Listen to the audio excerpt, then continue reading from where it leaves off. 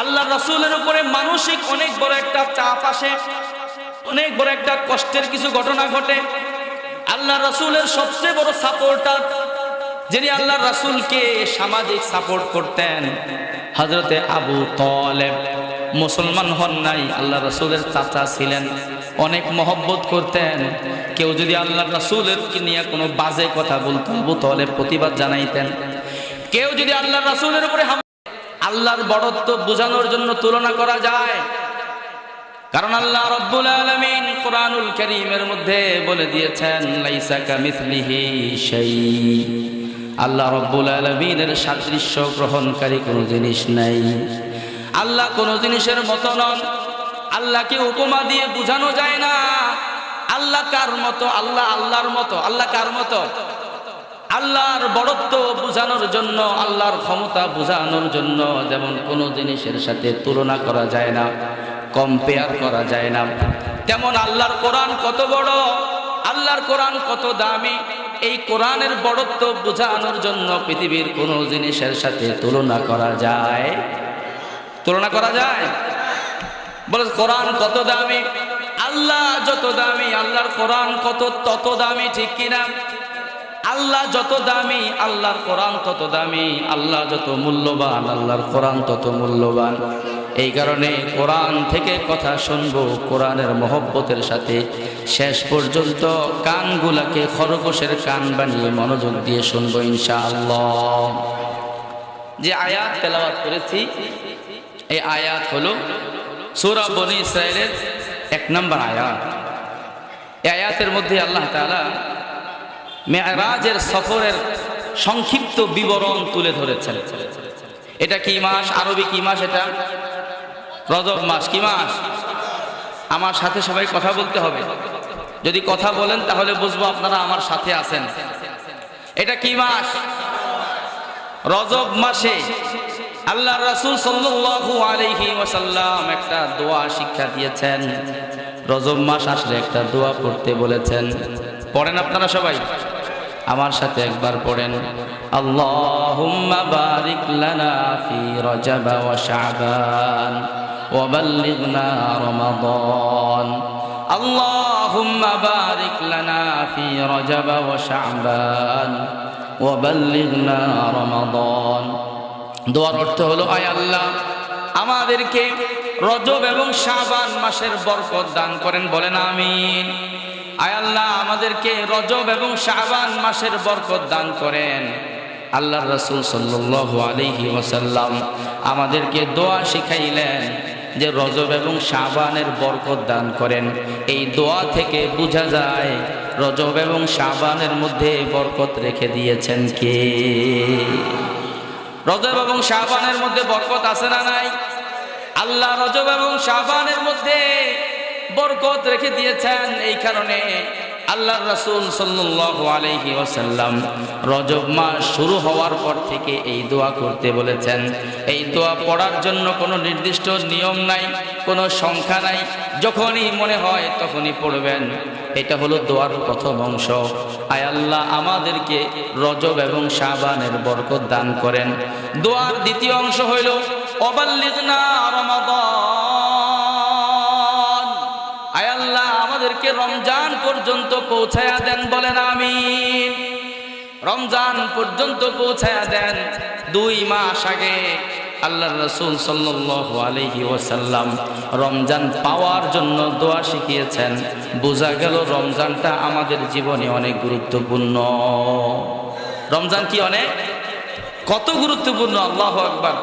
কেউ যদি একটা রমজান পেয়ে যায়, একটা রমজান যদি কেউ পেয়ে যায়, রমজানের 1 তারিখ আগে দুনিয়া থেকে কেউ বিদায় হয়ে গেল, আর আরেকজন আল্লাহর বান্দা রমজান মাসটা পেয়ে গেল, দুইজনের মধ্যে পার্থক্য কতটুকু? আল্লাহর রাসূল বললেন রমজান মাসের মধ্যে একটা রাত্র আছে, ফিহি লাইলাতুম খায়রুম মিন আলফি শাহর। রমজানের মধ্যে অসংখ্য বৈশিষ্ট্য, অসংখ্য ফজিলত। এর মধ্যে একটা ফজিলত হলো আল্লাহ রাব্বুল আলামিন পুরা রমজান মাসের মধ্যে একটা রাত্র রেখেছেন।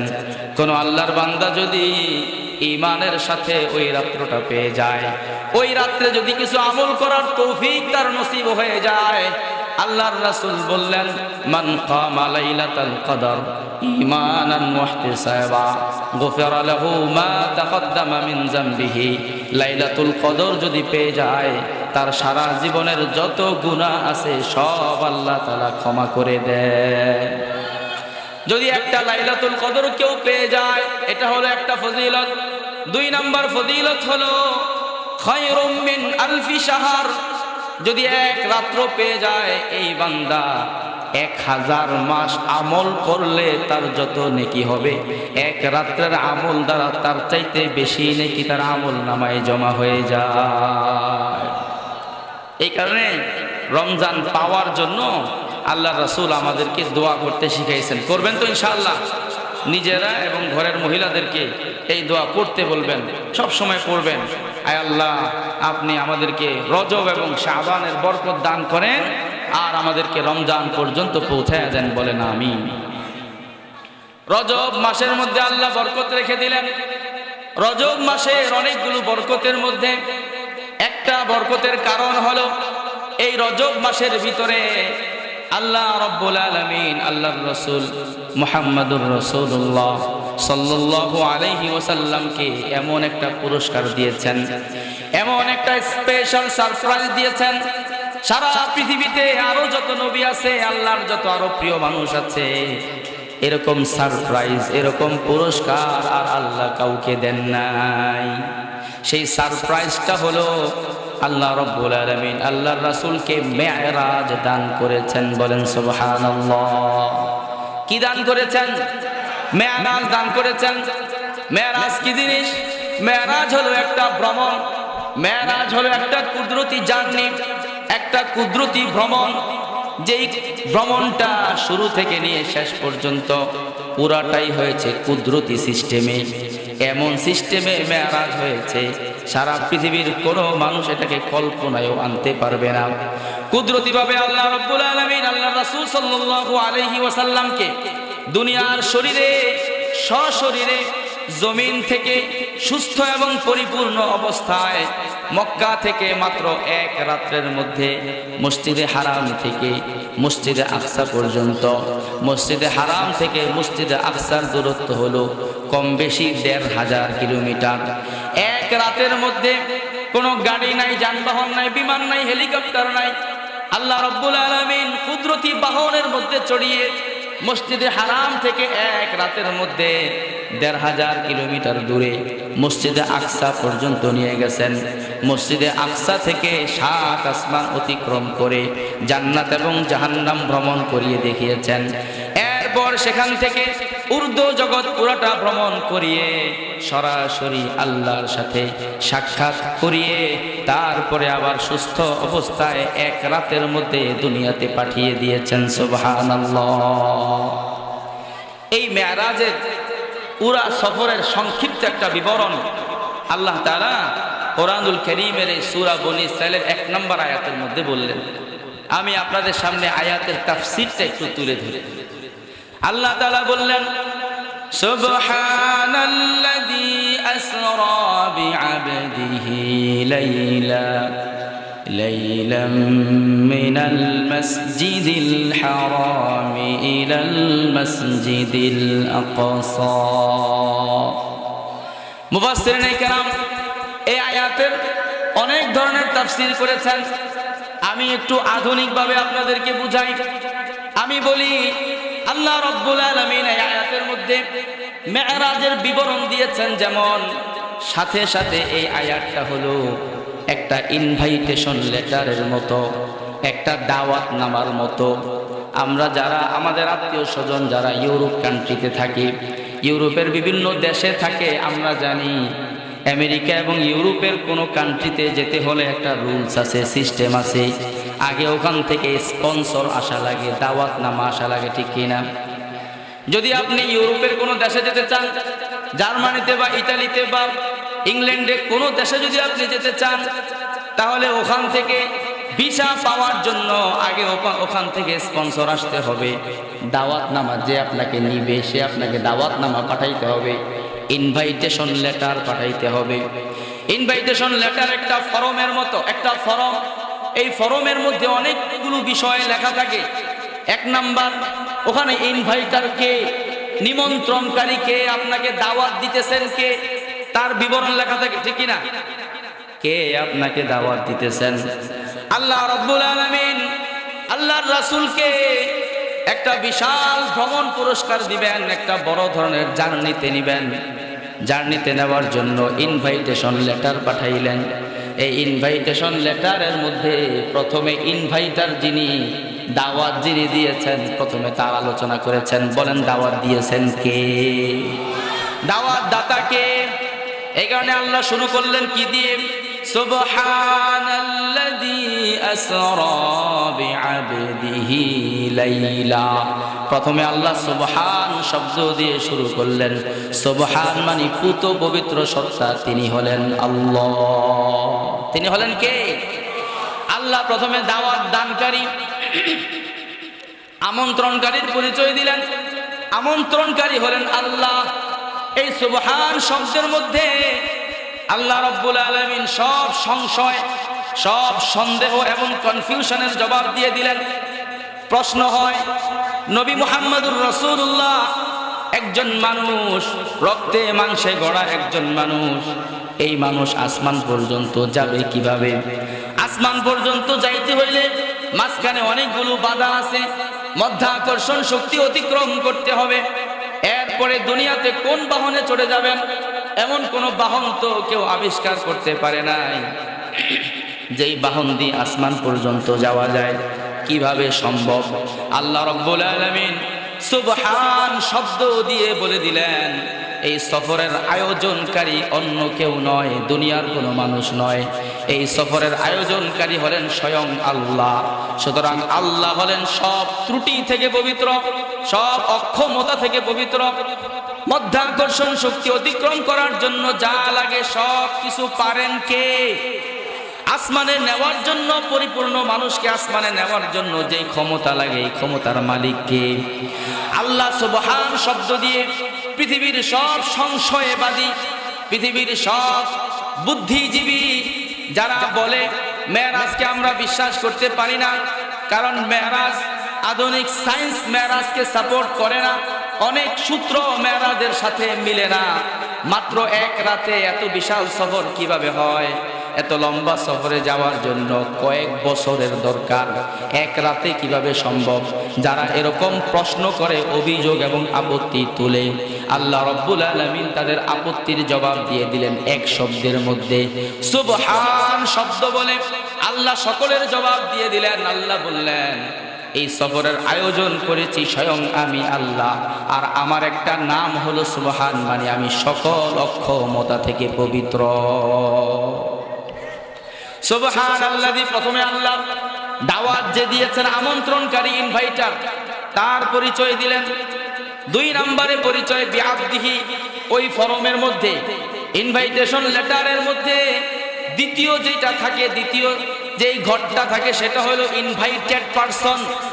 যাকে দাওয়াত দেওয়া হইল তার আলোচনা থাকে। যাকে দাওয়াত দেওয়া হয়েছে, মেহমান, গেস্ট, ইনভাইটেড গেস্ট যিনি, তার আলোচনা থাকে কিনা বলেন? কারে দাওয়াত দেওয়া নিতেছি, ফরমের মধ্যে তার আলোচনা থাকে না? একটা ঘর থাকে তার জন্য, কি বলেন? ইনভাইটেড গেস্ট যিনি, আল্লাহ রাব্বুল আলামিন এই আয়াতের মধ্যে ইনভাইটেড গেস্ট যিনি হবেন, যাকে আল্লাহ নিমন্ত্রণ করে নিচ্ছেন, যেই মেহমান হবেন, সেই মেহমানের কথা বললেন। কাকে আল্লাহ নিবেন? বিআবদিহি, আল্লাহর বিশেষ বান্দা, আল্লাহর বিশেষ বান্দা, আল্লাহর প্রিয় বান্দা মুহাম্মাদুর রাসূলুল্লাহ সাল্লাল্লাহু আলাইহি ওয়াসাল্লামকে দাওয়াত দিয়ে নিয়ে যাবেন। ইনভাইটেড পারসন, যাকে নিমন্ত্রণ জানানো হয়েছে, তার আলোচনা করা হলো। এরপরে যেই ফরম, ইনভাইটেশন লেটারের মধ্যে আরেকটা জায়গা থাকে, কোন সময় জার্নিটা হবে, টাইম অফ জার্নি, ভ্রমণের সময় লেখা থাকে কিনা বলেন? টিকেটের গায়ে আপনারা দেখছেন না, টাইম অফ জার্নি লেখা থাকে না? টাইম অফ ট্যুর, ভ্রমণের সময়টা লেখা থাকে। আল্লাহ রাব্বুল আলামিন এই আয়াতের মধ্যে জার্নির সময়টা লিখে দিলেন। আল্লাহ বললেন, জার্নিটা হয়েছে কখন? দিনে না রাতে? এই মেরাজের ভ্রমণটা হয়েছে কখন? আপনারা কি আমার কথা বুঝতেছেন? না বুঝতে কষ্ট হইতেছে? হ্যাঁ, আপনাদের এলাকার ভাষায় তো আমি পুরোপুরি বলতে পারবো না, বাকি কথা তো আপনারা সবাই বুঝতেছেন। কি বলেন? আপনারা যে বুঝতেছেন এটা আচরণে প্রকাশ করতে হবে। জার্নিটা হয়েছে কখন? দিনে না রাতে? আল্লাহ রাব্বুল আলামিন টাইম অফ জার্নি, এই ইনভাইটেশন লেটার যে আয়াতটা, এই আয়াতের মধ্যে বলে দিলেন আসরা বিআবদিহি লাইলা, আমি আমার বান্দাকে, আমার প্রিয় রাসূলকে এই ভ্রমণটা করাইলাম রাত্রে বেলা। কখন? এরপরে ইনভাইটেশন লেটারের মধ্যে আরেকটা পয়েন্ট থাকে, সেটা হইল কোন জায়গা থেকে কোন জায়গায় সফর করবে। Bangladesh to England, Bangladesh two Germany, এরকম লেখা থাকে এরিয়া অফ জার্নি, হ্যাঁ না? জার্নির ট্যুরের এরিয়া কোনগুলো হবে, ট্যুরের জায়গা কোনগুলো হবে, এগুলো লেখা থাকে। আল্লাহ রাব্বুল আলামিন জার্নির জায়গাগুলো বলে দিলেন। আল্লাহ বললেন জার্নিটা, সফরটা শুরু হবে মসজিদে হারাম থেকে, শুরু হবে মক্কা থেকে, মাঝখানে মসজিদে আকসা, মসজিদে আকসা থেকে 7 আসমান, তারপরে জান্নাত জাহান্নাম। আল্লাহ বলে দিলেন মিনাল মসজিদিল হারামি ইলাল মসজিদিল আকসা।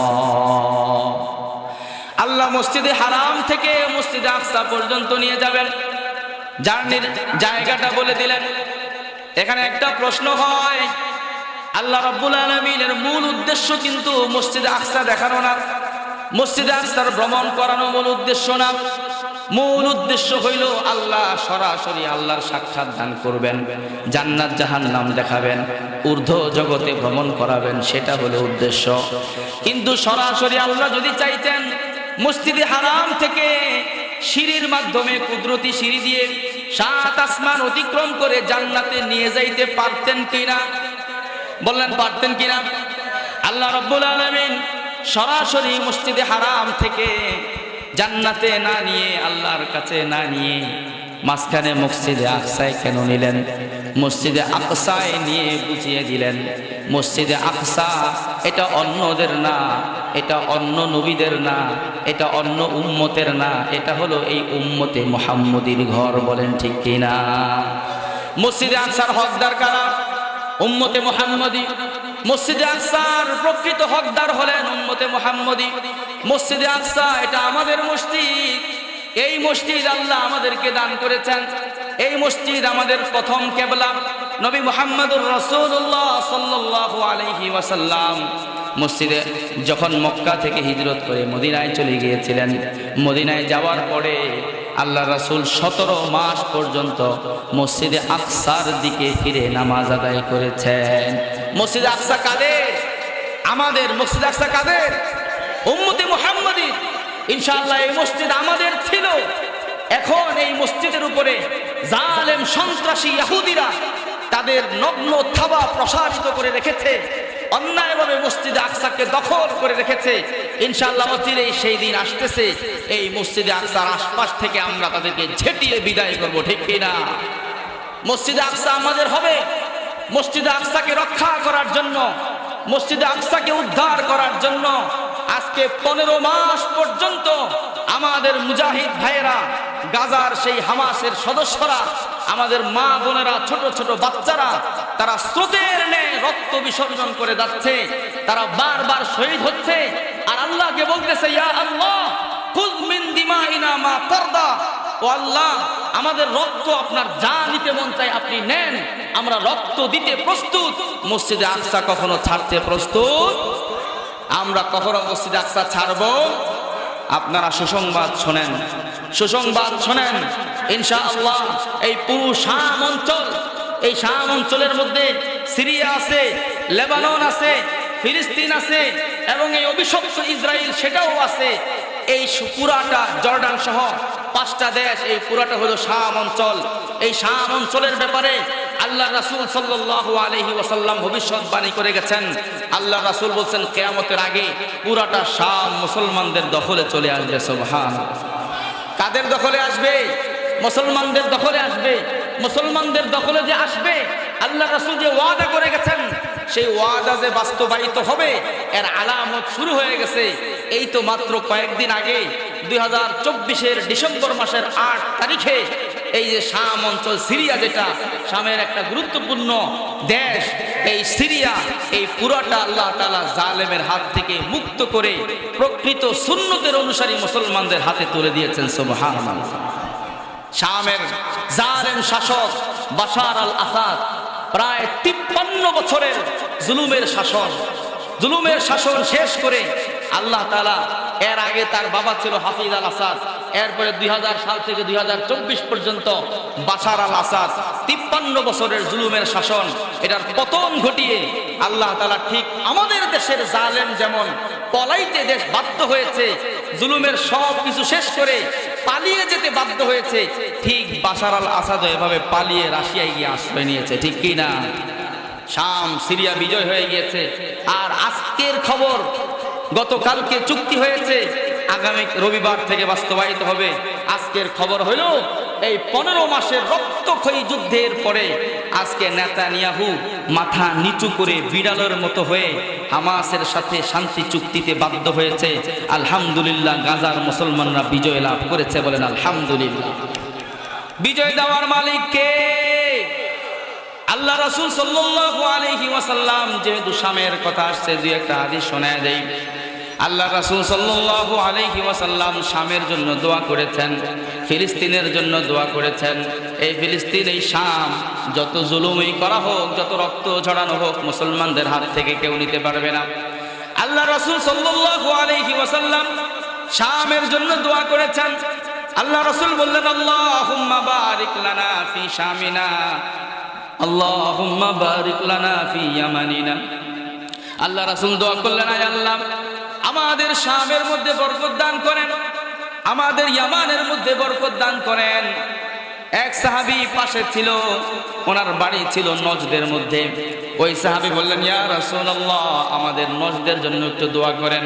ওয়া ফি নাজদিনা, আপনি নজদের জন্য বরকতের দোয়া করেন। আল্লাহ রাসূল দ্বিতীয়বার দোয়া করলেন, আল্লাহুম্মা বারিক লানা ফি শামিনা ওয়া বারিক লানা ফি ইয়ামানিনা। ও আল্লাহ, আপনি আমাদের শামের মধ্যে বরকত দান করেন, ইয়ামানের মধ্যে বরকত দান করেন। দ্বিতীয়বার শামের জন্য দোয়া করলেন। ওই সাহাবী পাশের থেকে বলে, ইয়া রাসূলুল্লাহ, ওয়া ফি নাজদিনা, আমাদের নজদের জন্য একটু দোয়া করেন। আল্লাহ রাসূল তৃতীয়বার দোয়া করলেন, আল্লাহুম্মা বারিক লানা ফি শামিনা ওয়া বারিক লানা ফি ইয়ামানিনা। ও আল্লাহ, আপনি আমাদের শামের মধ্যে বরকত দান করেন, ইয়ামানের মধ্যে বরকত দান করেন। ওই সাহাবী বললেন, হুজুর, এতবার বললাম, নজদের জন্য একটু দোয়া করতেছেন না? আল্লাহ রাসূল বললেন, হুনাকা আয-যালাজিল ওয়াল ফিতান, আমি নজদের জন্য দোয়া করব না, ওটা তো ফিতনার জায়গা। আমি যতবার দোয়া করব শুধু শামের জন্য দোয়া করব। সুবহানাল্লাহ। একবার আল্লাহ রাসূল সাল্লাল্লাহু আলাইহি ওয়াসাল্লাম একটা জায়গায় বসা, হঠাৎ করে সাহাবায়ে কেরামের সামনে আল্লাহর রাসূল বললেন, তুবা লিশ-শাম, শামের জন্য সুসংবাদ। তুবা লিশ-শাম, শামের জন্য সুসংবাদ। তুবা লিশ-শাম, শামের জন্য সুসংবাদ। তিনবার বললেন। কয়বার? তিনবার শামের জন্য সুসংবাদ দিলেন। সাহাবায়ে কেরাম জিজ্ঞাসা করলেন, ওয়ামা বালুশ শাম ইয়া রাসূলুল্লাহ, ও আল্লাহর রাসূল, শামের জন্য বারবার সুসংবাদ দিচ্ছেন, শামের কি হয়েছে? আল্লাহর রাসূল বললেন, আমি এখান থেকে বসে বসে দেখতেছি, ইন্না মালাইকাতাল্লাহ বাসাতাতুন আজনিহাতাহা আলাশ শাম, আমি দেখতেছি আল্লাহর রহমতের ফেরেশতারা তাদের ডানাগুলো শামের উপরে বিছিয়ে রেখেছে। শামের মধ্যে বরকত দিয়েছেন কে? আল্লাহ রাব্বুল আলামিন। এই কথাটাই কোরআনের মধ্যে বললেন, আমি আমার হাবিবকে সফর করালাম মসজিদে আকসা থেকে, মসজিদে হারাম থেকে মসজিদে আকসা পর্যন্ত। মসজিদে আকসার আশেপাশে বরকত রেখে দিয়েছেন কে? মসজিদে আকসা কাদের? আমাদের। ইনশাআল্লাহ আমরা ওখানে যেতে পারতেছি না, মসজিদে আকসাকে উদ্ধার করার জন্য, রক্ষা করার জন্য আমরা ওখানে শরীক হয়ে আমাদের রক্তগুলো বিতরণ করতে পারতেছি না। কিন্তু পৃথিবীর যেই প্রান্তেই থাকি, আমাদের অন্তরের মধ্যে আকসার মহব্বত থাকতে হবে, ভালোবাসা থাকতে হবে। যারা মসজিদে আকসার জন্য রক্ত দিচ্ছে, আমাদের দোয়া তাদের জন্য বন্ধ করা যাবে না। সকাল সন্ধ্যা 5 ওয়াক্ত নামাজের পরে তাদের জন্য দোয়া করতে হবে, আল্লাহ আকসার মুজাহিদদেরকে আপনি বিজয় দান করেন, আকসার মুজাহিদদেরকে আপনি সাহায্য করেন। ইনশাআল্লাহ আল্লাহ তাআলা সাহায্য করতেছেন। আল্লাহ যদি সাহায্য না করতেন, আপনারা বলেন সারা পৃথিবীর মধ্যে সবচেয়ে অবরুদ্ধ নগরী হলো গাজা। গাজা, পুরা গাজা সিটিটাকে একটা জেলখানা বলা হয়, পুরাটা একটা জেলখানার মতো। চতুর্দিক থেকে এটা ইহুদিদের দ্বারা অবরুদ্ধ। বের হওয়ার কোনো রাস্তা নাই। ওখানে কোনো ট্রাক ঢুকতে পারে না ইহুদিদের পারমিশন ছাড়া, পানির লাইন ঢুকতে পারে না ইহুদিদের অনুমতি ছাড়া, গ্যাস, বিদ্যুৎ, গাড়ি সব কিছু ইহুদিদের অনুমতি ছাড়া ঢুকতে পারে না। এই পুরাটা সিটি চতুর্দিক থেকে ইহুদিদের দ্বারা অবরুদ্ধ। সেই অবরুদ্ধ জায়গার ভিতরে থেকে মুজাহিদিনে কেরাম 15টা মাস পর্যন্ত ইহুদি সৈনিকদেরকে নাকানি চুবানি খাওয়াইছে। হাজার হাজার ইহুদি, হাজার হাজার সন্ত্রাসী এরা এই গাজার জমিন থেকে জাহান্নামে চলে গেছে। বলেন এটা আল্লাহর সাহায্য কি না? আল্লাহর সাহায্য না হলে এটা কখনো সম্ভব? হ্যাঁ, আমাদের অসংখ্য মানুষ শহীদ হয়ে গেল, অসংখ্য নারী, ছোট ছোট বাচ্চারা শহীদ হয়ে গেছে। আপনারা বলেন যারা শহীদ হয়ে গেছে তারা কি ক্ষতিগ্রস্ত হয়েছে? উভয় দলের লোক মারা গেল, ইসরায়েলের সন্ত্রাসী সৈনিকরাও মারা গেল, আর ফিলিস্তিনের ছোট ছোট বাচ্চারা, নারীরা এবং পুরুষরা ইমানদার তারাও মারা গেল। দুই মরা কি বরাবর? দুই মরা কি সমান সমান? দুই মরা কখনো সমান সমান না। ছোট্ট একটা মেসাল উদাহরণ যেখানে এসে গেছে বলে ফেলি। আল্লাহর রাসূল সাল্লাল্লাহু আলাইহি ওয়াসাল্লাম উহুদের ময়দানে, উহুদ যুদ্ধ শেষ হওয়ার পরে সাহাবায়ে কেরাম বাহ্যিকভাবে উহুদ যুদ্ধের মধ্যে পরাজিত হয়েছিলেন। বাহ্যিকভাবে পরাজিত, বাস্তবে পরাজয় নয়। বাহ্যিকভাবে পরাজিত বললাম এই জন্য যে 70 জন সাহাবী শহীদ হয়ে গিয়েছে। আল্লাহ রাসূলের পুরাটা দেহ রক্তাক্ত হয়ে গিয়েছে।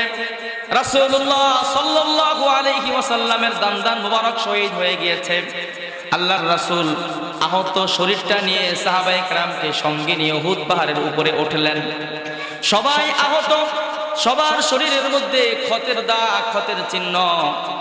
উহুদ পাহাড়ের এক প্রান্তে আল্লাহর রাসূল সাহাবাদেরকে নিয়ে আশ্রয় নিলেন। ময়দানের অপর পাশে আরেকটা পাহাড়ের মধ্যে আবু সুফিয়ানের বাহিনী, কাফেরের বাহিনী গিয়ে তারা সেখানে উঠল। এবার আবু সুফিয়ানের বাহিনী, কাফেরদের বাহিনী, এই বাহিনীর ভিতর থেকে আবু সুফিয়ান আওয়াজ করে বলে, আবু সুফিয়ান জোরে আওয়াজ লাগায় বলে, নাহনু কাতালনা মুহাম্মাদান ফালাইসা ফিল কওমি মুহাম্মাদু। এই যুদ্ধে আমরা মুহাম্মদকে শহীদ করে দিয়েছি, মুহাম্মদকে মেরে ফেলেছি, তোমাদের মধ্যে মুহাম্মদ নাই। হযরত ওমর রাদিয়াল্লাহু তাআলা আনহু ওখানে উপস্থিত। ওমর রাদিয়াল্লাহু তাআলা আনহু বলে, ও আল্লাহর রাসূল, দুশমন বলে কি তারা নাকি আপনাকে শহীদ করে দিয়েছে? হুজুর জবাব দিয়ে দেই। আল্লাহর রাসূল বললেন, না জবাব দিও না, দেখি তারা কি বলে। এবার আবু সুফিয়ান এদিক থেকে কোনো সাড়া না পেয়ে আবু সুফিয়ান দ্বিতীয়বার আবার বলে, নাহনু কাতালনা ইবনা আবি কুহাফা, আমরা আবু বকরকেও হত্যা করে দিয়েছি, তোমাদের মধ্যে আবু বকর নাই। ওমর বলে, হুজুর জবাব দেই। আল্লাহর রাসূল বললেন, না জবাব দিও না, জবাব দিও না, দেখি সে কি বলে। এবার 3 নম্বর সিরিয়ালে আবু সুফিয়ান বলে, ইন্না কাতালনা ইবনাল খাত্তাব, আমরা ওমরকেও হত্যা করেছি, ওমরকেও মেরে ফেলেছি, তোমাদের মধ্যে ওমর নাই। এবার ওমর রাদিয়াল্লাহু তাআলা আনহু বলে, হুজুর জালেম তো সিরিয়ালে সবার নাম বলে ফেলতেছে, আর তো ধৈর্য ধরা যায় না, হুজুর এবার আমাকে অনুমতি দিয়ে দেন। মুহাম্মদ রাসূলুল্লাহ সাল্লাল্লাহু আলাইহি ওয়াসাল্লাম জীবিত আছেন, আবু বকর জীবিত, আমি ওমরও জীবিত আছি। আল্লাহ আমাদের সবাইকে জীবিত রেখেছেন তোদের কলিজার মধ্যে আগুন ধরানোর জন্য। এবার আবু সুফিয়ান বলে, এই যুদ্ধে হুবলের বিজয় হয়েছে। হুবল, আবু সুফিয়ান মূর্তি পূজারী ছিল। হুবল নামক একটা মূর্তির পূজা করত। তারা হুবলের বিজয় হয়েছে বলে হুবল জিতেছে। যেমন আমাদের পাশের দেশের দাদারা কিছু হইলে সন্ত্রাসীরা কি বলে? জয় শ্রীরাম বলে। কি বলে? জয় শ্রীরাম বলে। আগে আমাদেরকে একটা স্লোগান শেখাইতো, এর সাথে মিলাইয়া আমি ওদিকে না গেলাম। তারা যেমন জয় শ্রীরাম ঘোষণা দেয়, স্লোগান দেয়, আবু সুফিয়ান বলে জয় হুবল, হুবলের জয় হয়েছে। উলু হুবালু, উলু হুবালু, হুবলের জয় হয়েছে, হুবলের জয় হয়েছে। সাহাবায়ে কেরাম আল্লাহর রাসূলকে জিজ্ঞাসা করে, ইয়া রাসূলুল্লাহ, তারা তো জয় শ্রীরাম বলল, তারা তো জয় হুবল বলল, আমরা কি বলবো? আল্লাহ রাসূল বললেন, তোমরা জয় টয় বলো না, তোমরা বলো আল্লাহু আকবার। তোমরা কি বলো? আল্লাহু আকবার, লিল্লাহি তাকবীর, লিল্লাহি তাকবীর। আল্লাহু আকবার এটা ইমানদারদের স্লোগান। কাদের স্লোগান? ইমানদাররা জয় শ্রীরাম বলে না, ইমানদাররা জয় বাংলাও বলে না, জয় হিন্দিও বলে না, জয় পাকিস্তানও বলে না। ইমানদাররা কি বলে? আল্লাহু আকবার। কি বলে? আরেকবার অন্তর থেকে আল্লাহর বিশ্বাস নিয়ে জোরে করে তাকবীর দেন, বলেন আল্লাহু আকবার। আল্লাহু আকবার নিয়ে অনেক কথা মাথায় আসছে, পরে বলবো ইনশাআল্লাহ।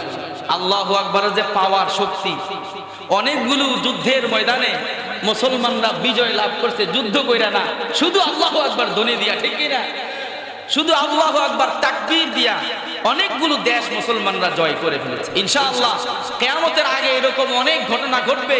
মুসলমানরা একটা দেশে প্রবেশ করবে, মুজাহিদিনে কেরাম সবাই উচ্চ আওয়াজে একবার আল্লাহু আকবার বলবে, বলার সঙ্গে সঙ্গে ওই দেশের সব সেনারা অস্ত্র রেখে পালায়ন করবে। তো আল্লাহ রাসূল বললেন, তোমরা আল্লাহু আকবার বলো।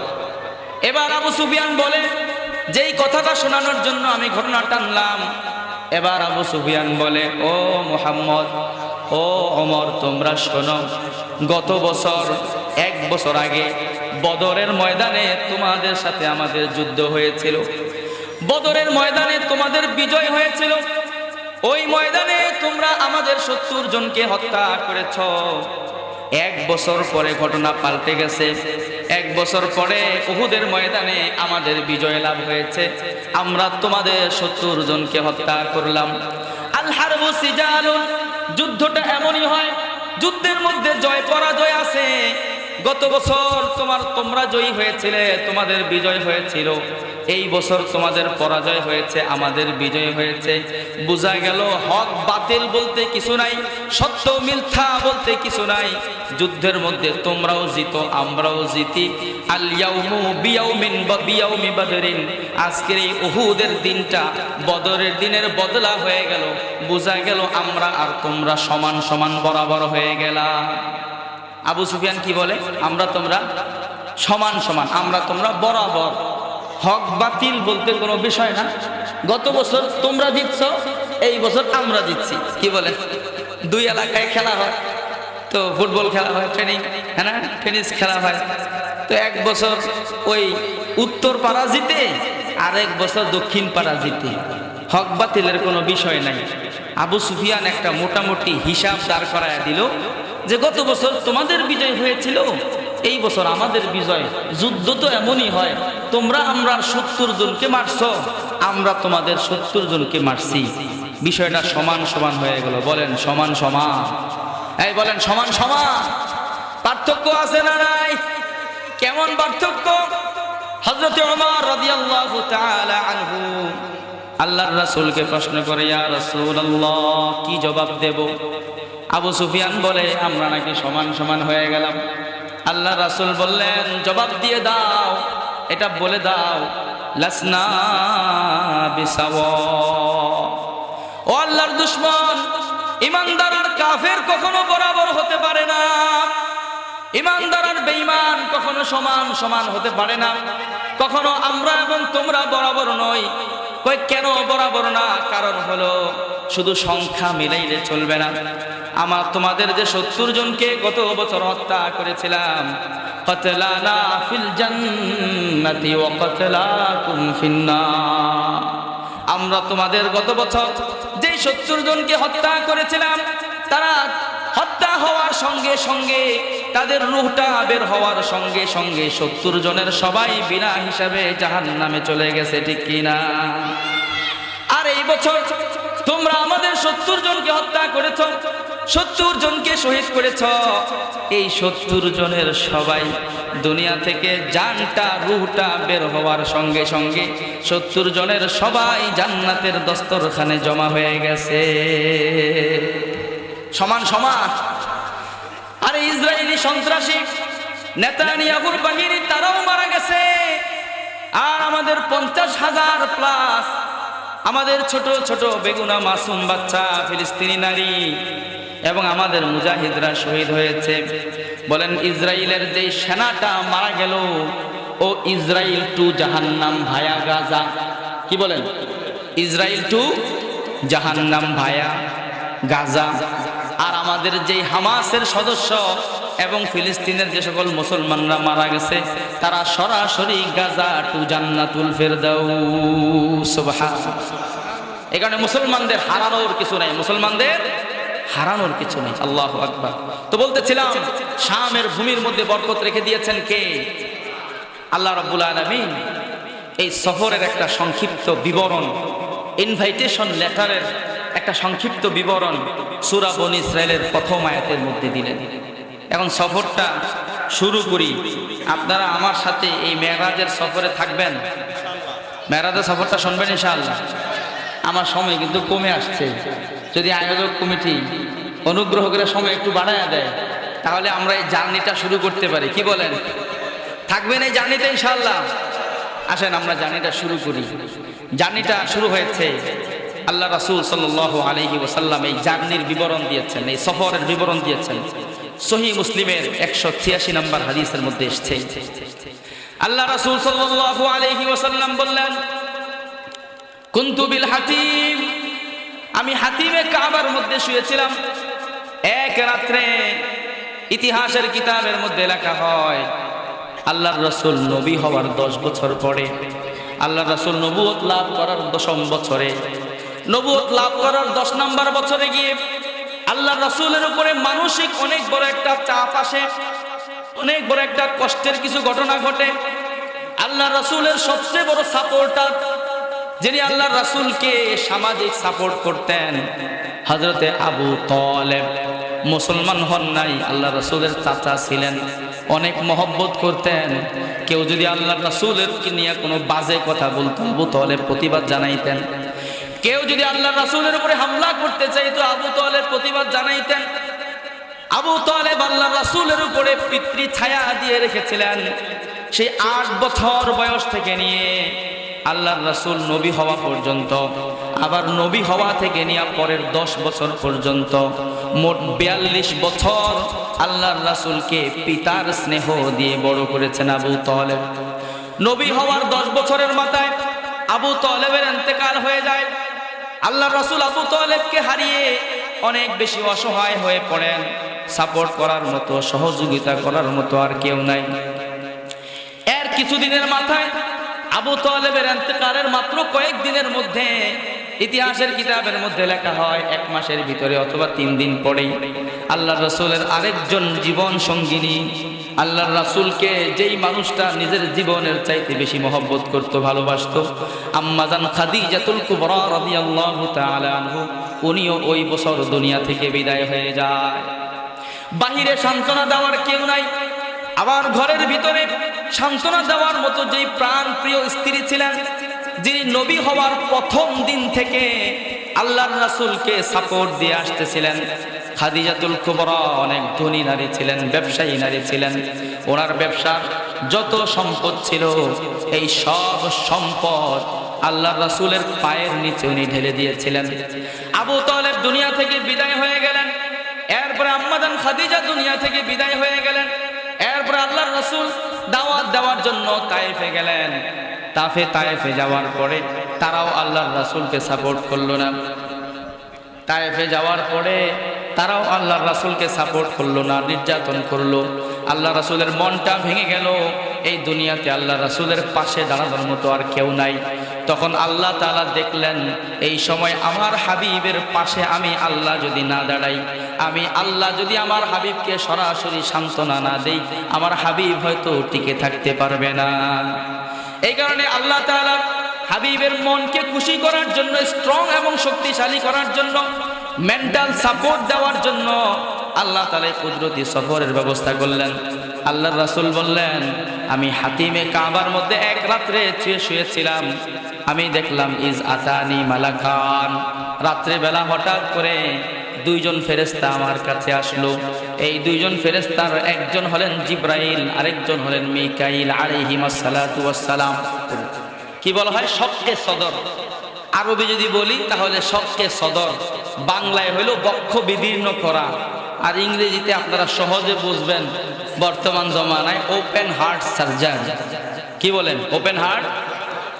এই যে শরহে সদর বা শক্কে সদর যে করলেন, বুকটা, আস্ত বুকটা ফেড়ে ফেললেন, এই ঘটনা যদি আজ থেকে 30 বছর আগেও বা 50 বছর আগেও কোথাও শোনানো হতো, তখন আধুনিক মনা, হ্যাঁ না, বিজ্ঞান মনস্ক কিছু বেকুব আমাদের সমাজে আছে, যারা বলে বিজ্ঞান যেটাকে সাপোর্ট করে সেটাকেই মানি, আর না হলে মানি না। ওরা তখন হঠাৎ করে আপত্তি তুলে বসতো, এটা কেমন কথা বলে, একজন মানুষের বুকটা একদম আস্ত ফেরে ফেললে ওই মানুষ আবার বাঁচেনি, এরকম আপত্তি তারা তুলতো, ঠিক কিনা? কিন্তু এই মাত্র 30-35 বছর হয়েছে, এই মেডিকেল সায়েন্স আমাদের কাছে স্পষ্ট করে দিয়েছে যে মানুষের বুক একদম পুরাটা ফেড়ে ফেলার পরেও মানুষ বাঁচানো, শুধু বাঁচানো যায় এমন না, যার বক্ষ বিদীর্ণ করা হয়, ওপেন হার্ট সার্জারি যার করা হয়, ম্যাক্সিমাম ওপেন হার্ট সার্জারিতে পুরাটা অবশ করা হয় না, শুধু যেই জায়গায় কাটাছেঁড়া করা হবে ওই জায়গাটুকু কাটা হয়, ওই জায়গাটুকু অবশ করা হয়। ওই যেই লোকের অপারেশন চলতেছে ডাক্তাররা স্ক্রিন তার সামনে তুলে ধরে, বলে আপনি দেখেন কিভাবে কোনটা কোন দিক থেকে কাটা হচ্ছে, তারা দেখায়, দেখেন আপনার এই জায়গায় ব্লক করছে, এই জায়গায় রক্ত চিকন হয়ে গেছে, এই জায়গায় রক্ত জমে গেছে, এগুলা দেখায় আর কাটতে থাকে, ঠিক কিনা? তো যদি দুনিয়ার মানুষ ওপেন হার্ট সার্জারি করতে পারে, আল্লাহ পারেন কিনা? আল্লাহ রাসূল সাল্লাল্লাহু আলাইহি ওয়াসাল্লাম বললেন, জমজম কূপের তীরে শুয়ে দুই ফেরেশতা আসমান থেকে, জান্নাত থেকে নিয়ে আসা একটা পেয়ালা, স্বর্ণের পেয়ালা, ওই পেয়ালার মধ্যে আমার বক্ষটা বিদীর্ণ করে ওখান থেকে আমার আত্মাটাকে, আমার কলবটাকে, অন্তরটাকে বের করে ওই জান্নাতি পাত্রের মধ্যে রেখে জমজমের পানি দিয়ে ধুয়ে পরিষ্কার করে নিলেন। শরহে সদর, শক্কে সদর। ইতিহাস এবং হাদিসের কিতাবের মধ্যে লেখা হয়, আল্লাহ রাসূলের এই ওপেন হার্ট সার্জারি, বক্ষ বিদীর্ণ করার ঘটনা কোন কোন বর্ণনায় পাওয়া যায় 3 বার, কোন কোন বর্ণনায় পাওয়া যায় 4 বার হয়েছে। কয়বার হয়েছে? 4 বার। এখন এই 4 বারের শোনানোর মতো সময় নাই। 4 বার কখন কখন হয়েছে, কোনবার কি উদ্দেশ্য হয়েছে, ওগুলো আগের গুলা রেখে দিলাম। এইবার কেন হয়েছে? এই যে মেরাজে যাওয়ার আগে 4র্থ বার, এইবার কেন ওপেন হার্ট সার্জারি হলো, এটার একটা হিকমত, একটা রহস্য বর্ণনা করা হয়। দুনিয়া থেকে মানুষ যারা যায়, এই যে মহাকাশ বিজ্ঞানী যারা আছে, নেটো, এই যে নাসার বিজ্ঞানীরা, তারা মহাকাশে যায়, ওখানে তাদের মহাকাশ স্টেশন আছে, ওখানে যায়, ওখানে যে কেউ যাইতে পারে। আমরা আর আপনার মতো সাধারণ কোনো মানুষ যদি ওখানে পাঠানো হয়, যেই দ্রুত গতিতে রকেটগুলো ছুটে চলে, ওরা যেমন পোল্ট্রি খায়, আমাদের হার্টের মধ্যে ওই পাওয়ার নাই, আমরা অর্ধেক যাওয়ার পরে স্ট্রোক করে মারা যায়। সাধারণ ড্রেসে ওখানে যাওয়া যায় না, মহাকাশের জন্য আলাদা স্পেস স্যুট আছে, স্পেস স্যুট পরিধান করে এবং তাদেরকে বিশেষ ডাক্তারি নিবিড় পর্যবেক্ষণের মধ্যে রেখে শরীরটাকে প্রস্তুত করে তারপরে ওখানে পাঠানো হয়। আর তারা যেখানে যায়, তারা কি প্রথম আসমানের উপরে যায়?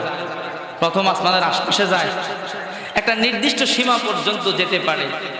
আল্লাহ রাসূল সাল্লাল্লাহু আলাইহি ওয়াসাল্লাম 7 আসমানের এই বিশাল বিশাল দূরত্ব অতিক্রম করে যাবেন, ওইটার জন্য শরীরটাকে প্রস্তুত করার দরকার আছে না নাই? সেই প্রস্তুত করার জন্য আল্লাহ তাআলা কুদরতি একটা সিস্টেমে, একটা ব্যবস্থাপনায় আল্লাহ রাসূলের বডিটাকে তৈরি করলেন।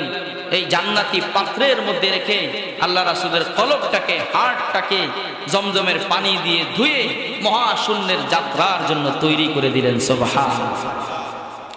আল্লাহ রাসূল সাল্লাল্লাহু আলাইহি ওয়াসাল্লাম বলেন, আমার ওপেন হার্ট সার্জারি হয়ে যাওয়ার পরে আবার আমার বক্ষটাকে সিলাই করে দেওয়া হলো। মুসলিম শরীফের হাদিসের মধ্যে আসছে, হযরত আনাস রাদিয়াল্লাহু তাআলা আনহু বলেন, ওয়াকাদ রাআইতু আতারাল মাখিতি ফি সাদরিহি সাল্লাল্লাহু আলাইহি ওয়াসাল্লাম, আমি আনাস অসংখ্যবার আল্লাহর রাসূলের সিনার মধ্যে ওই যে হার্ট সার্জারি হয়েছিল, সিলাই দেওয়া হয়েছিল, ওই সিলার চিহ্নটা আমি অসংখ্যবার দেখতে পেয়েছি। আল্লাহর রাসূল বললেন, এরপরে আমাকে সফর করানো শুরু হবে। ভ্রমণ করানোর জন্য একটা বাহন আনা হলো, একটা গাড়ি, একটা বাহন। আল্লাহ রাসূল বললেন সেই বাহনটার নাম হলো বোরাক। সুম্মা উতিতু বিল বোরাক, এরপর আমার জন্য বোরাক আনা হলো। এই বোরাকের গতি কেমন? বোরাক ঘন্টায় কত কিলোমিটার চলে? আল্লাহু আকবার। ঘন্টায় কত কিলোমিটার চলে? পৃথিবীতে এরকম কোনো যানবাহন নাই। পৃথিবীতে এই পর্যন্ত বৈজ্ঞানিকদের গবেষণায় সবচেয়ে গতি সম্পন্ন জিনিস হলো আলো। সবচেয়ে গতি সম্পন্ন জিনিস কি? সেকেন্ডে 1,86,000 মাইল। আর যদি কিলোমিটারে কনভার্ট করা হয় তাহলে 3 লক্ষ কিলোমিটার। সেকেন্ডে কয় লাখ কিলোমিটার? 1 সেকেন্ডে 3 লক্ষ কিলোমিটার আলো যায়। আল্লাহ রাসূল বললেন বোরাক যেই গতিতে চলে এটা আলোর গতি না, এটা শব্দের গতি না, এটা হলো দৃষ্টির গতি। বোরাক দৃষ্টির গতিতে চলে। বোরাক দৃষ্টির গতি কতটুকু? ও আমার ভাইয়েরা, আমরা রাতের বেলা জমিন থেকে তারকাগুলো দেখতে পাই। এক একটা তারা কোনোটা 1000 লাইট ইয়ার দূরে, কোনোটা 2000, কোনোটা 10,000, কোনোটা 1,00,000 লাইট ইয়ার দূরে অবস্থিত। এই বিশাল দূরের তারকাগুলো আমরা দেখতে, জমিন থেকে দেখতে কয় মিনিট সময় লাগে? কয় মিনিট সময় লাগে? সূর্যটা যখন আসমানে উদিত হয়, সূর্যটা জমিন থেকে দূরত্ব হলো 15 কোটি কিলোমিটার। সূর্য জমিন থেকে কয় কোটি কিলোমিটার দূরে? 15 কোটি কিলোমিটার। সূর্য যখন আসমানে থাকে, সূর্যের দিকে আমরা তাকাই, দেখতে কয় মিনিট টাইম লাগে? কয় মিনিট লাগে? 1 সেকেন্ডও লাগে না। কি বলে? তাকানোর সঙ্গে সঙ্গে দেখে ফেলি। তাহলে বোঝা গেল দৃষ্টির শক্তি, দৃষ্টি যে গতি, এই গতি সেকেন্ডে 15 কোটি কিলোমিটার শুধু নয়, 15,000, 15 লক্ষ কিলোমিটার চাইতেও বেশি। আল্লাহ রাসূল বললেন বোরাক যেই গতিতে চলে এই গতি হলো দৃষ্টির গতিতে চলে। সুবহানাল্লাহ। বোরাকের নজর যেখানে যায় সেখানে তার কদম পড়ে। সুবহানাল্লাহ। ইয়াদউ হাফরাহু হাইসু ইয়াকাউ বাসারুহু, হাদিসের মধ্যে আসছে যেখানে তার দৃষ্টি পড়ে সেখানে তার কদম। বোরাকের মধ্যে আল্লাহ রাসূল সাল্লাল্লাহু আলাইহি ওয়াসাল্লাম আরোহণ করলেন, বোরাকের মধ্যে উঠলেন। বোরাকের মধ্যে উঠে সফর শুরু হয়ে গেল। কিছু দূর যাওয়ার পরে হযরতে জিবরাইল আলাইহিস সালাতু ওয়াস সালাম আল্লাহ রাসূলকে বললেন হুজুর এখানে নামেন, এখানে অবতরণ করেন, 2 রাকাত নামাজ আদায় করেন। আল্লাহ রাসূল দেখলেন খেজুর গাছের বাগান দ্বারা বেষ্টিত একটা এলাকা, এখানে নামলেন, 2 রাকাত নামাজ আদায় করলেন। আল্লাহ রাসূল জিবরাইলকে জিজ্ঞাসা করেন ও ভাই এটা কোন জায়গা, এখানে আমাকে কেন নামালেন? জিবরাইল জবাব দেয় ইয়া রাসূলুল্লাহ হাদিহি তাইবাহ, এটা হলো সেই পবিত্র নগরী যেখানে আল্লাহ তাআলা আপনাকে হিজরত করে আনবেন, যেখানে আপনার ইসলামের কেন্দ্র তৈরি হবে মদিনা। ইয়া রাসূলুল্লাহ এটা হলো মদিনা, তৎকালীন নাম ছিল ইয়াসরিব। এটা হলো ইয়াসরিব যেখানে আল্লাহ আপনাকে হিজরত করিয়ে আনবেন। আল্লাহ এই সফরে আপনার হিজরতের জায়গাটাও দেখায়া দিলেন। আবার সামনে গেলেন, সামনে যাওয়ার পরে জিবরাইল বললেন ইয়া রাসূলুল্লাহ অবতরণ করেন, এখানে 2 রাকাত নামাজ পড়েন। আল্লাহ রাসূল নামলেন একটা পাহাড়ি ভূমি, একটা পাহাড়ি এলাকা, 2 রাকাত নামাজ পড়লেন। জিজ্ঞাসা করলেন ও ভাই জিবরাইল এটা কোন জায়গা? বললেন এটা হলো আপনার ভাই মূসা আলাইহিস সালাতু ওয়াস সালামের দেশ। এটা হলো ওই পাহাড় যেই পাহাড়ের সাথে, যেই পাহাড়ের মধ্যে দাঁড়িয়ে মূসা আলাইহিস সালাতু ওয়াস সালাম তার রবের সাথে কথা বলতেন, এটা হলো সেই তুর পাহাড়। ওখানে 2 রাকাত নামাজ পড়লেন। এরকম মাঝখানে আরো অনেকগুলো স্টেশন আছে। আমার মাথার মধ্যে চাপ, 9:30-এর বাইন্ডিং, এই কারণে বাকি স্টেশনগুলো বলতে পারতেছি না। এরপরে অনেকগুলো স্টেশনের মধ্যে অবস্থান করে আল্লাহ রাসূল চলে গেলেন মসজিদে আকসায়।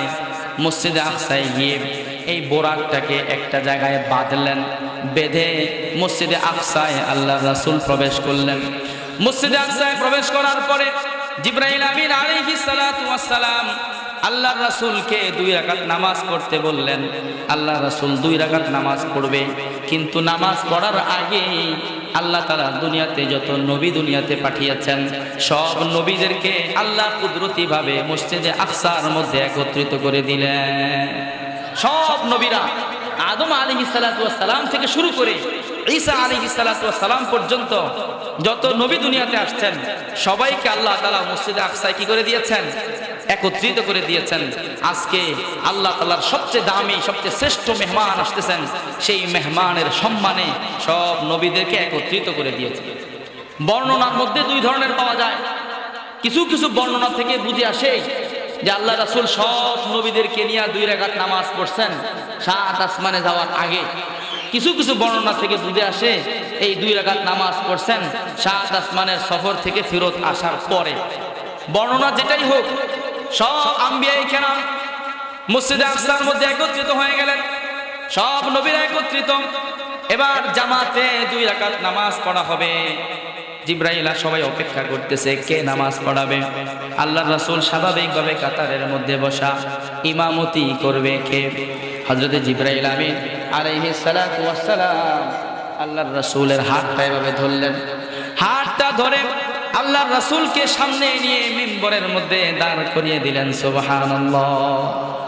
মিম্বরের মধ্যে দাঁড় করিয়ে দিয়ে বললেন, ইয়া রাসূলুল্লাহ সাল্লি বিল আম্বিয়া। ও নবী, আপনি সব নবীদের ইমামতি করে 2 রাকাত নামাজ পড়েন, কারণ আপনি সাধারণ কোন নবী নন, আপনি হলেন ইমামুল আম্বিয়া ওয়াল মুরসালিন। ইমামে রাসূল পেশওয়ায়ে সাবিল, ইমামে রাসূল পেশওয়ায়ে সাবিল, হাবিবে খুদা মাহবতে জিবরাইল। আল্লাহ রাসূল সব নবীদেরকে সাথে নিয়ে 2 রাকাত নামাজ আদায় করলেন। 2 রাকাত নামাজ পড়ার পরে মেরাজের সফরটা 2টা ভাগে বিভক্ত, 2টা পার্ট। একটা পার্ট হলো দূরের দেশে জার্নিতে যাই, সফরে যাই। আমরা জানি মাঝখানে একটা ট্রানজিট পয়েন্ট আছে না নাই? ট্রানজিট হয় কিনা বলেন? এখান থেকে যদি কেউ জার্মানিতে যায়, সরাসরি জার্মানিতে বিমান নাই, মাঝখানে হয়তো কাতার, কুয়েত বা এরকম কোনো একটা দেশে, যেই দেশের বিমান ওই দেশে ট্রানজিট হয়। এটা ছিল আল্লাহর রাসূলের ট্রানজিট পয়েন্ট মসজিদে আকসা। ট্রানজিট পয়েন্ট শেষ করার পরে এবার আসল সফর শুরু। আল্লাহ রাব্বুল আলামিন জান্নাত থেকে একটা সিঁড়ি পাঠালেন। ওই সিঁড়ি দুনিয়ার চোখে দেখা যায় না। জান্নাতে একটা সিঁড়ি, ওই সিঁড়ির নাম হলো মেরাজ। ওই সিঁড়িতে আরোহণ করে, সিঁড়িতে চড়ে আল্লাহর রাসূল চলে গেলেন প্রথম আসমানে। সাথে আছেন জিবরাইল আলাইহিস সালাতু ওয়াস সালাম। প্রথম আসমানে যাওয়ার পরে আসমানের দরজার কাছে গেলেন। জিবরাইল আসমানের বাহির থেকে আসমানের দরজার মধ্যে কারাআ বাবাস সামা, আসমানের দরজায় নক করলেন। আসমানের অপর প্রান্ত থেকে ফেরেশতা জিজ্ঞাসা করে, মানজা, কে আসছো ভাই ওই পাশে? বলে, আনা জিবরিল, আমি জিবরাইল এসেছি। ওমান মাআকা, আপনার সাথে কে আছে? বলে, মাই মুহাম্মদ, আমার সাথে আল্লাহর প্যারা হাবিব মুহাম্মদ আছে। বলে, আওয়াকাদ বুইসা ইলাইহি, মুহাম্মদ যে আপনার সাথে আছে, মুহাম্মদের ভিসা, পাসপোর্ট, মুহাম্মদের আমন্ত্রণ নামা, দাওয়াত নামা সব ঠিক আছে কিনা? ফেরেশতা জিজ্ঞাসা করে। জিবরাইল বলে, হ্যাঁ, মুহাম্মদের দাওয়াত নামা, ইনভাইটেশন লেটার সব ঠিক আছে। আপনারা বলেন, মুহাম্মদকে দাওয়াত দিয়েছেন কে? ফেরেশতা যখন শোনে আল্লাহ রাসূলের সব কিছু ওকে, দরজাটা খুলে দেওয়া হলো। মুহাম্মাদুর রাসূলুল্লাহ সাল্লাল্লাহু আলাইহি ওয়াসাল্লাম প্রথম আসমানের দরজা দিয়ে প্রথম আসমানে প্রবেশ করলেন। ওখানে যাওয়ার পরে প্রথম আসমানের মধ্যে আছে আমার আর আপনার, আমাদের সকলের পিতা হযরতে আদম আলাইহিস সালাতু ওয়াস সালাম। প্রথম আসমানে আদম আলাইহিস সালাতু ওয়াস সালামের সাথে সাক্ষাৎ। ওখানে কিছুক্ষণ কথাবার্তা বললেন। আদম আলাইহিস সালাতু ওয়াস সালাম আল্লাহর রাসূলকে সংবর্ধনা জানালেন, শুভেচ্ছা জানালেন, বললেন, মারহাবান বিন নাবিয়্যিস সালিহি ওয়াল ইবনিস সালিহ। একজন ভালো নবী, দামি এবং সম্মানী নবী এসেছে, তোমার জন্য সুসংবাদ, তোমার জন্য মারহাবা, শুভেচ্ছা জানাইলেন। কিছু সময় প্রথম আসমানে পার হলো, এরপরে দ্বিতীয় আসমানের কাছে যাওয়া হলো। আবার ওখানে একই রকম কথাবার্তা। দ্বিতীয় আসমান খোলা হলো। দ্বিতীয় আসমানের মধ্যে আল্লাহর রাসূল প্রবেশ করলেন। দ্বিতীয় আসমানের মধ্যে ঈসা আলাইহিস সালাতু ওয়াস সালামের সাথে সাক্ষাৎ। এরপরে দ্বিতীয় আসমানে কিছু সময় কাটিয়ে তৃতীয় আসমানে গেলেন। তৃতীয় আসমানের মধ্যে হযরতে ইউসুফ আলাইহিস সালাতু ওয়াস সালামের সাথে সাক্ষাৎ। প্রথম আসমানে কার সাথে? আদম আলাইহিস সালাতু ওয়াস সালাম। দ্বিতীয় আসমানে কার সাথে? ঈসা আলাইহিস সালাতু ওয়াস সালামের সাথে। তৃতীয় আসমানে কার সাথে? হযরত ইউসুফ আলাইহিস সালাতু ওয়াস সালামের সাথে আল্লাহ রাসূল সাল্লাল্লাহু আলাইহি ওয়াসাল্লাম বললেন, রাআইতু আখি ইউসুফ, তৃতীয় আসমানে আমি আমার ভাই ইউসুফকে দেখলাম। ইউসুফ এত সুন্দর মানুষ ছিল, এত সুন্দর মানুষ ছিলেন। লাকাদ উতিয়া শাতরাল হুসন, আল্লাহ রাব্বুল আলামিন পৃথিবীতে যত সৌন্দর্য দিয়েছেন সারা পৃথিবীবাসীর জন্য, সারা পৃথিবীর সব সুন্দর জিনিসের মধ্যে আল্লাহ যত সৌন্দর্য দিয়েছেন অর্ধেক সৌন্দর্য সারা পৃথিবীতে বন্টন করে দিয়েছেন, আর বাকি অর্ধেক সৌন্দর্য পুরাটা ইউসুফকে দান করেছেন। অর্ধেক সৌন্দর্য সারা পৃথিবীর, গোলাপ ফুলের সৌন্দর্য, শিশু বাচ্চার সৌন্দর্য, পাহাড়ের সৌন্দর্য, সাগরের সৌন্দর্য, আকাশের নীলিমার সৌন্দর্য, সারা পৃথিবীর যত সৌন্দর্য আছে সব সৌন্দর্য মিলে 50%, আর শুধু ইউসুফ আলাইহিস সালামের সৌন্দর্য 50%। কি পরিমাণ সুন্দর! আল্লাহু আকবার! কি বলেন, এরকম সুন্দর হওয়ার ইচ্ছা আপনাদের আছে? এরকম সুন্দর কি হওয়া যায়? কি বলেন, হওয়া যায়? সম্ভব, সম্ভব, সম্ভব। আল্লাহু আকবার! আল্লাহ তাআলা বলছেন যে সকল ঈমানদারদেরকে আল্লাহ জান্নাত দান করবেন, যারা জান্নাতে যাবে আল্লাহ তাআলা তাদের চেহারাকে সুন্দর বানায় দিবেন। এক একজনের চেহারার সৌন্দর্য এক এক লেভেলের হবে। সর্বনিম্ন লেভেলের জান্নাতীর চেহারা সৌন্দর্যের চেহারার সৌন্দর্য হবে ইউসুফ আলাইহিস সালামের সৌন্দর্যের সমান। সবচেয়ে নিম্ন স্তরের জান্নাতীর চেহারার সৌন্দর্য কার মতো হবে? আল্লাহ রাসূল বললেন, তৃতীয় আসমানে আমার ভাই ইউসুফের সাথে সাক্ষাৎ হলো। এরপরে চতুর্থ আসমানে গেলেন। চতুর্থ আসমানে যাওয়ার পরে হযরত ইদ্রিস আলাইহিস সালাতু ওয়াস সালামের সাথে সাক্ষাৎ। এরপরে পঞ্চম আসমানে গেলেন। পঞ্চম আসমানে হযরত হারুন আলাইহিস সালাতু ওয়াস সালামের সাথে সাক্ষাৎ। এরপরে ষষ্ঠ আসমানে গেলেন। ষষ্ঠ আসমানে হযরত মুসা আলাইহিস সালাতু ওয়াস সালামের সাথে সাক্ষাৎ। এরপরে সপ্তম আসমানে গেলেন। সপ্তম আসমানে হযরত ইব্রাহিম খলিলুল্লাহ আলাইহিস সালাতু ওয়াস সালামের সাথে সাক্ষাৎ। সাত নাম্বার আসমানে কার সাথে সাক্ষাৎ? ইব্রাহিম আলাইহিস সালাতু ওয়াস সালামের সাথে। আল্লাহ রাসূল বললেন, আমি দেখলাম আল্লাহর নবী খলিলুল্লাহ ইব্রাহিম আলাইহিস সালাতু ওয়াস সালাম সপ্তম আসমানে একটা ঘর আছে জমিনে, কাবা আল্লাহর ঘর। এই কাবার সরাসরি উপরে, কাবার বরাবর সাত আসমানের উপরে একটা ঘর আছে। হাদিসের মধ্যে উদাহরণ দিয়ে বলা হয়েছে ওই 7 নাম্বার আসমানে যেই ঘরটা আছে ওই ঘরটার নাম হলো বাইতুল মামুর। ওই বাইতুল মামুর ওটাও আল্লাহর ঘর। জমিনে যেমন কাবা, তার বরাবর ঠিক 7 আসমানে হলো বাইতুল মামুর। কাবার চতুর্পাশে যেমন 24 ঘন্টা তাওয়াফ চলতে থাকে, তার চতুর্পাশে মানুষ ঘুরতে থাকে, আল্লাহর জিকির চলতে থাকে, ঠিক বাইতুল মামুরের চতুর্পাশে এরকম 24 ঘন্টা তাওয়াফ করতে থাকে। ওখানের তাওয়াফকারীরা হলেন ফেরেশতা। আল্লাহ রাসূল বললেন, আমি দেখলাম একসাথে একবার ফেরেশতারা তাওয়াফ করে, তাদের সংখ্যা হলো 70,000। কয় হাজার? 70,000 ফেরেশতা একবার তাওয়াফ করে। এরপরে কিয়ামত পর্যন্ত এই 70,000 আর দ্বিতীয়বার তাওয়াফ করার সুযোগ পাবে না। আল্লাহ রাসূল বললেন, বাইতুল মামুরের দেয়ালের মধ্যে হেলান দিয়ে ইব্রাহিম আলাইহিস সালাতু ওয়াস সালাম বসে আছেন। ইব্রাহিম আলাইহিস সালাতু ওয়াস সালামের সাথে সাক্ষাৎ হলো, কথাবার্তা হলো। আমি আলোচনা কিছুক্ষণের মধ্যে শেষ করে দেব। ইব্রাহিম আলাইহিস সালাতু ওয়াস সালাম আল্লাহর রাসূলের সাথে কিছু কথাবার্তা বলার পরে আল্লাহর রাসূলকে ইব্রাহিম আলাইহিস সালাতু ওয়াস সালাম একটা মেসেজ দিলেন। হাদিসে পাকের মধ্যে এসেছে, তিরমিজি শরীফের 3462 নম্বর হাদিস। কয়েকদিন আগে মাত্র ক্লাসের মধ্যে পড়ালাম। ইব্রাহিম আলাইহিস সালাতু ওয়াস সালাম বলেন, ইয়া মুহাম্মদ ইকরা উম্মাতাকা মিন্নি আসসালাম। ও মুহাম্মদ, মেরাজের সফর কমপ্লিট করার পরে আপনি যখন আপনার উম্মতের কাছে ফিরে যাবেন, আমি নবী ইব্রাহিমের পক্ষ থেকে আপনার উম্মতকে গিয়ে সালাম দিবেন। সালাম দিলেন কে? ইব্রাহিম আলাইহিস সালাতু ওয়াস সালাম। সালাম পায় আপনারা খুশি না বেজার? কই সবার চেহারার মধ্যে খুশি নাই? আরে ইব্রাহিম আলাইহিস সালাতু ওয়াস সালাম এই উম্মতের জন্য 7 আসমানের উপর থেকে বাইতুল মামুরের দেয়ালের পাশ থেকে আমাদের জন্য সালাম পাঠালেন। সহিহ হাদিস তিরমিজি শরীফের মধ্যে এসেছে। বললেন, ও মুহাম্মদ, আপনি যখন দুনিয়ায় যাবেন আপনার উম্মতকে আমি ইব্রাহিমের পক্ষ থেকে গিয়ে সালাম দিবেন। এই সালামের কথা আপনারা কি এর আগে ইব্রাহিম আলাইহিস সালামের কথা শুনছেন? জানি না আপনারা শুনছেন কিনা। যদি শুনে থাকেন তো আলহামদুলিল্লাহ। আর যদি জীবনের প্রথম শুনে থাকেন তাহলে সালামের জবাবটা দেওয়ার দরকার আছে না নাই? সালামের জবাবটা আমার সাথে দিয়ে দেন। উনি সালাম দিলেন, সালাম পাঠাইছেন, আমরা জবাব কিভাবে দেব? জবাব দেব হলো ও আলাইহি, আমার সাথে সাথে বলেন ও আলাইহি ও আলা নবিয়িনা আলাইহিস সালাতু ওয়াস সালাম ও আলাইহি ওয়া আলা নবিয়িনা আলাইহিস সালাতু ওয়াস সালাম। কোন জায়গায় যদি কোন নবীর আলোচনা আসে, হাদিসের মধ্যে অন্য কোন নবীর আলোচনা আসে, তাহলে ওই নবীর সালাম দেওয়ার সিস্টেম হলো এটা, ও আলাইহি ও আলা নবিয়িনা আলাইহিস সালাতু ওয়াস সালাম।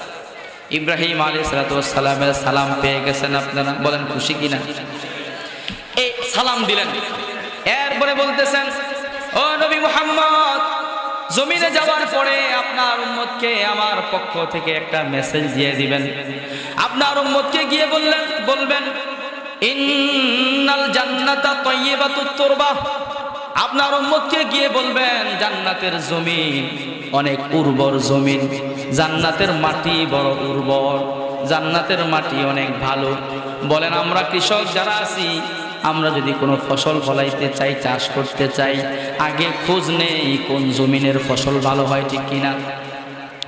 ইব্রাহিম আলাইহিস সালাতু ওয়াস সালাম বললেন, আপনার উম্মতকে গিয়ে বলবেন ইন্নাল জান্নাতা তাইয়্যিবাতুত তুরবা, জান্নাতের জমিন অনেক ভালো, জমিন অনেক উর্বর, আযবাতুল মা, জমিনের পানি অনেক মিষ্ট, এখানে ফসল অনেক ভালো হয়, গাছ অনেক দ্রুত বড় হয়।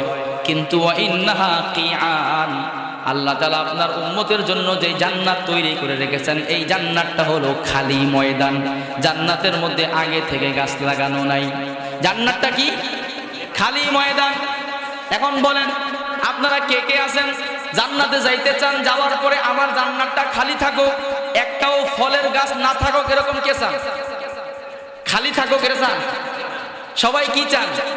জান্নাতটা বাগান দিয়ে ভরা থাকুক, ফলের গাছ দিয়ে ভরা থাকুক, সবাই চায় কিনা? এখন ফলের গাছ জান্নাতে যাওয়ার পরে লাগাবেন না, এখান থেকে লাগাইতে হবে।